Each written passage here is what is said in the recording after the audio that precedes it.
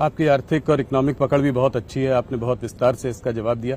मेरा एक सवाल है इससे रिलेटेड, जब ये कैंपेन की शुरुआत हुई थी पिछले कुछ महीनों से सरकार इकोनॉमी की बात कर रही थी, डेवलपमेंट की बात कर रही थी, जो चीजें अभी आपने बताई इसकी बात करके जनता के बीच जा रही थी। पहले चरण के बाद ये देखा गया कि थोड़ा ये तुष्टीकरण की ओर मुड़ा, थोड़ा हिंदू मुसलमान हुआ। आप लोगों ने कांग्रेस के मैनिफेस्टो को अटैक किया और कहा, प्रधानमंत्री ने राजस्थान में एक रैली में कहा कि जो है कांग्रेस का मैनिफेस्टो में अर्बन नक्सल की महक है, इसमें माओइस्ट वो ख्याल दिखाई देता है।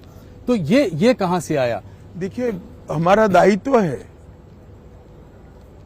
कि हमारे खिलाफ जो चुनाव लड़ रहे हैं इनकी मंशाओं को हम उजागर करें। जी, आप मुझे बताइए, इस जमाने में कोई भी पॉलिटिकल पार्टी पर्सनल लॉस की बात कर सकती है क्या?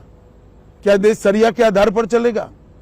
एक और हम हमारे घोषणा पत्र के अंदर, संकल्प पत्र के अंदर कह रहे हैं कि हम यूनिफॉर्म सिविल कोड लाएंगे। कांग्रेस कह रही है हम पर्सनल लॉ को प्रमोट करेंगे।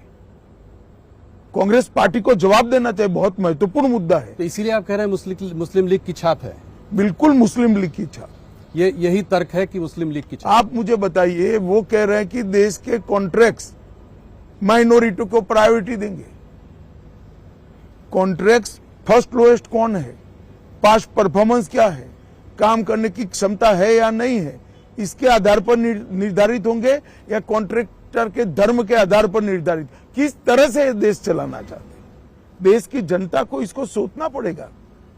बहुत समय के बाद देश तुष्टीकरण की राजनीति से नरेंद्र मोदी जी बाहर निकाल कर रहा है।